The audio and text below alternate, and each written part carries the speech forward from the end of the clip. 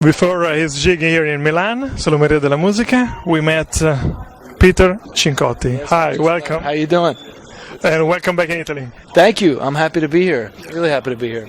So let's talk about your last album, Metropolis. What are the thoughts, the feelings that you'd like to transmit to the people with this work? I don't know. I mean, I just wrote what I felt, and somehow over the last 2 years, this album took shape, and the songs pretty much speak for themselves.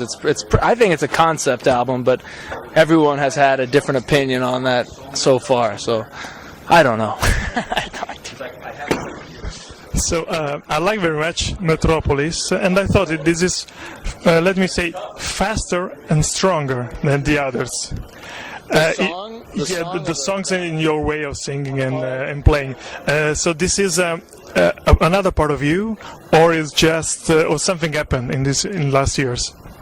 Well, a lot of things happen. You know, every few years people change, and therefore what comes out of you changes. That's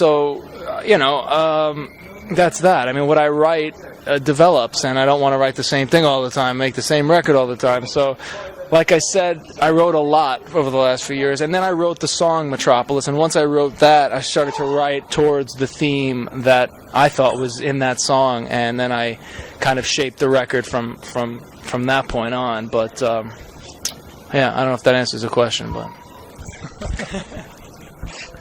And how do the songs born? There's a sparkle that begins everything, or not? It could be anywhere. I've written songs. I wrote Magnetic, Waiting to Board a Plane. You know, I wrote another one, Walking Through Central Park. I wrote another one, When I Can't Sleep. I mean, it changes when the songs come to you. Usually it's when you don't want to have inspiration, because there's so many days you try and write and you sit there and you it's not there. So at some point you have to respect that and just let it come when it comes. Your grandparents were from Italy? Yeah. Did it mean something for you in your music? And what about New York now, music? I think they both mean something. You know, my family came to the States 100 years ago in the early part of the 1900s, and they came from Italy and they went to an area in New York called East Harlem, which was a very Italian neighborhood. And I think a lot was passed on through the generations. I come from a very close, big family, and we still have all the traditions and a lot of the values that I think they brought over from Italy. The generations change things, but we hold on as much as we can, even though it's 2012. So next year you'll be 30 years old. That's very scary. It sounds and it means something for you to be 30, 35, 40, and so on. Are they significant or not? This. Well, I didn't think about it, but I don't know. We'll see how it feels. It's just another year, It's just another year. We'll see what happens. I like. I prefer this age than my early 20s, for some reason. I don't know. I approach things differently. I think about things differently. So, hopefully, that continues through my 30s and 40s. So you started with the great songs from the past, but now you write all your songs by yourself.